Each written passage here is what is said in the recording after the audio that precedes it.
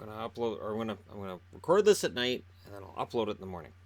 Because I'm not gonna hit you guys with an upload at 3 in the morning Eastern. People in Europe are gonna be like, you could have uploaded it because that's like noon our time. Okay, so about a week ago, and I've seen this a couple places online. Florida Panthers had a home game. They had two of them. They had a doubleheader, and for the first game, reported attendance was 674 people. Yeah, no, I know. And I've seen people saying Florida should be moved, and that started coming up again. We have this conversation every year. I'm gonna shut it down now. They're not moving the Panthers. The Panthers are in a lease till 2028. There's an out in 2023, but they have a lease, and it's a sweetheart lease for Florida Panthers. To be frank, it doesn't really matter at this point about how much attendance they have. It'd be great if they sold out, and if the Florida Panthers improve this year the way I think they will, they're going to sell some tickets. Now, what's interesting to me is I've got the attendance figures from last year in front of me. Last year, they sold 13,851 tickets on average. Or no, at home. Yeah, at home, 13,851 tickets. I'm right. And they sold out 81% of the building. Now, the worst attendance by percentage was Carolina at 71.3, and they had 13,320 fans. The Islanders were the lowest at 12,002, but anybody who's watched games at Barclays knows that. Now, of course, the Islanders have a new arena coming. Arizona's towards the bottom. They draw 76% of a crowd every night. On average, 13,040 fans.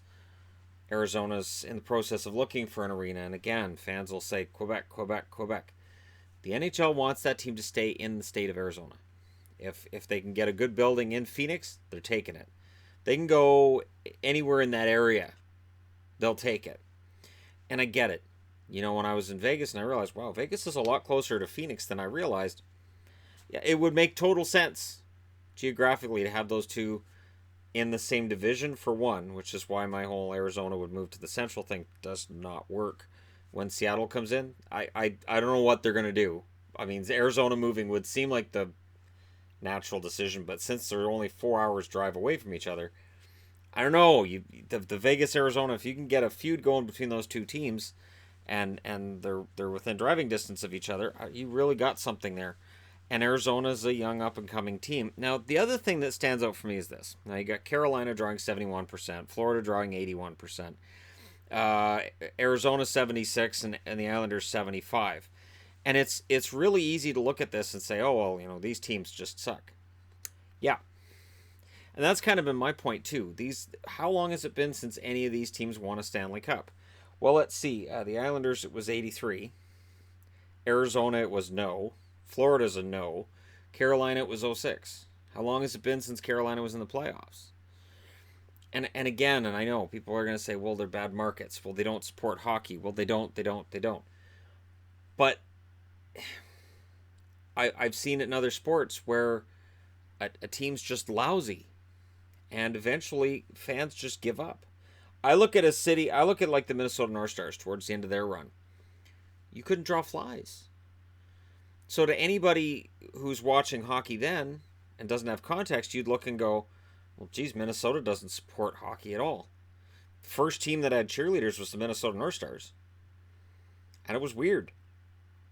It just looked weird because the stadium was half empty and you kept seeing cheerleaders dancing up and down the empty aisles. It looked really weird. But when you look at percentages from last year, Ottawa drew 85.3%. And I know Ottawa fans will talk about why and how, you know, well, it's not our fault. But that's only a 3.9% higher than Florida rate. And Florida's got the American dollar. Ottawa's got the Canadian dollar. Florida doesn't have state tax. Canadian teams are known for paying higher taxes. Colorado's at 87.1% last year. Well, Colorado had a winning team last year. They made the playoffs. They drew 87%. And I saw, you know, a couple of people posted, well, you know, there was low attendance for these games because they were middle of the week, low attendance here, and that's fine. I've seen that in Vancouver, where, you know, last year there was a game we went to middle of the week. I'm trying to remember what day of the week it was we went, and the stadium was maybe 3/4 full. Now, paid attendance was high, but actual attendance was low. And that happens a lot too. You look at Detroit. Paid attendance is high. Actual attendance is much lower. And when you've got buildings where they're corporate seats, they don't care if anybody fills them or not. And to be honest, neither does the NHL. The NHL doesn't care how ugly it is as long as they make their money. And in Florida, they're making money. Absolutely. I don't think they are in Arizona. Just from the way they talk about needing a new building, but I honestly think the NHL's happy with Florida. I do. Because here's the thing, you've got 31 owners now, right? If the owners believed that Florida was a bad investment and that Florida was never going to make money, they would tell Bettman, we think that Florida's a bad investment and we're not going to make any money. And then Bettman's public opinion would change.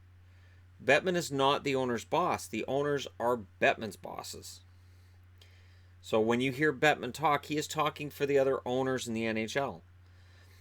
And there's no appetite to go back to Quebec. Jeremy Jacobs last summer said, Quebec is too small of a market. You know, Winnipeg's considered small, but Quebec is much smaller. And then Bettman came out and said, hey, Jacobs doesn't speak for the rest of them. It's just Jacobs' opinion.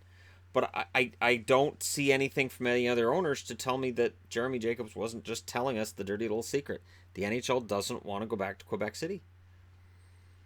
They may look at higher taxes. They may look at a Canadian dollar that's trading around 74 cents US right now, which to the rest of us, we might say, well, that's not too bad. But it is. When you factor in higher taxes in Canada and that Canadian dollar being 26% less than the American dollar, it adds up. It makes a big difference.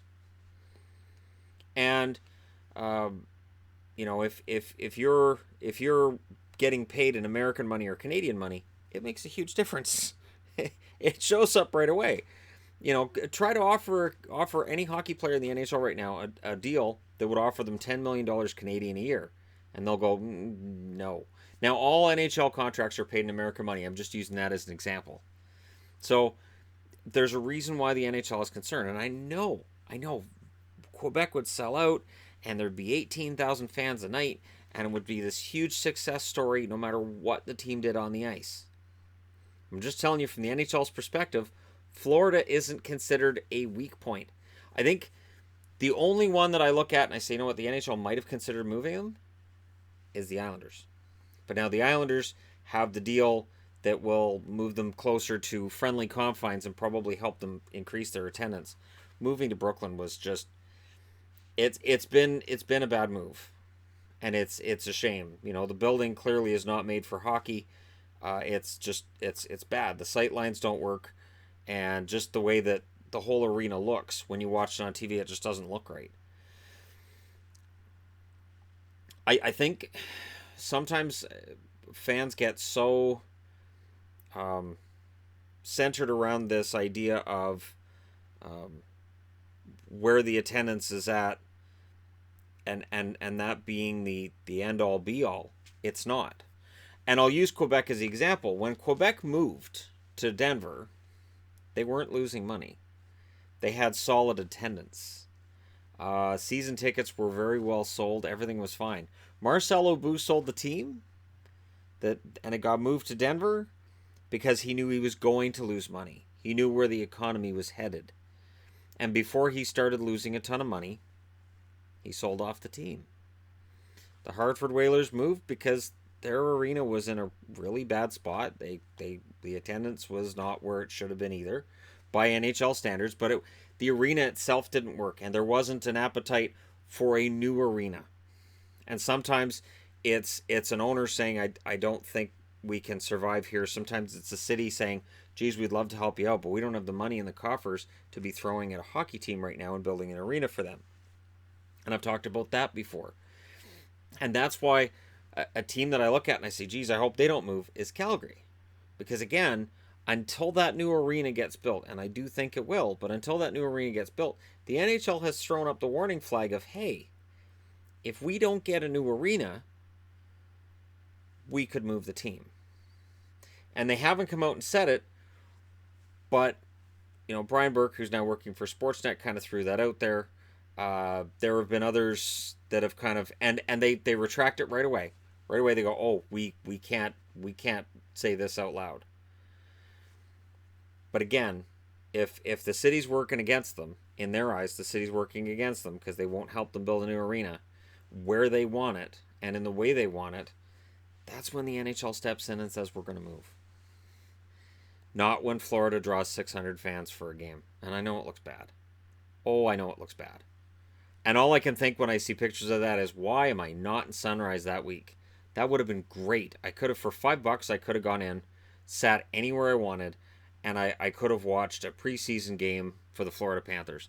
That would have been kind of awesome, honestly, to be in a building that empty and to feel like it was this intimate arena where they're kind of just playing for those few fans in the crowd. But during this year, again, this is going to come up a few times, and I'm going to try my best to just explain it this way.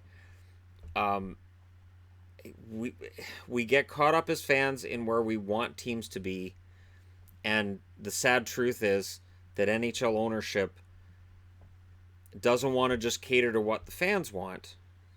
Because as I've said with various other things, and sometimes it's things that are political and other venues, popular opinion is not always right.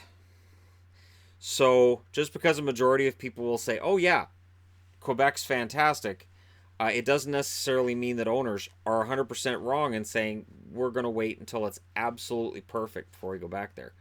Like, you look at Montreal playing a home game in Quebec City in the preseason. It means that Quebec City's on the radar.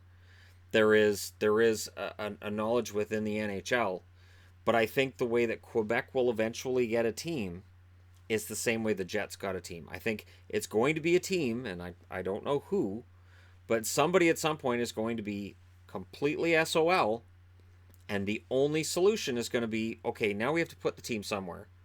And Quebec City will be like, we're right here. We've got an arena. We're good. We're open. We've got all these fans. Come on in. And the NHL will say, all right, we're going to give Quebec City the shot. And I think that's the only way we're going to see anybody get moved. I just don't see the NHL having a thirst for it unless it has to, like it did with Atlanta. There was absolutely no option. And the sad part, if you're a Quebec fan with that, and I want to give you that to hold on to, is that Houston's probably first on the list before Quebec. That's the sad thing.